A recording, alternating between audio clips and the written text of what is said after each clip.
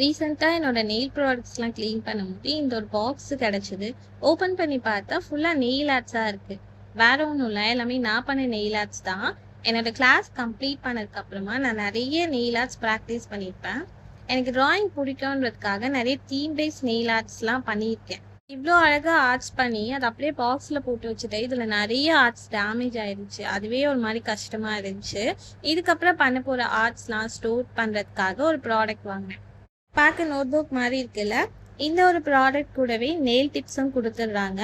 டோட்டலா இதுல 216 nail arts store பண்ணி வச்சுக்கிற மாதிரி இருக்கு. இந்த ப்ராடக்ட்டோட குவாலிட்டி ரொம்ப நல்லாவே இருக்கு. இனி நான் பண்ண போற நெயில் ஆர்ட்ஸ் எல்லாமே இதுல தான் ஸ்டோர் பண்ணி வைக்க போறேன். நம்ம இந்த மாதிரி ஆர்கனைஸ் பண்ணும்போது கிளையண்ட்டுக்கு ஷோ பண்ண ஈஸியாவும் இருக்கும். நம்ம பண்ற நெயில் ஆர்ட்ஸ்லாம் டேமேஜ் ஆகாமவும் இருக்கும்.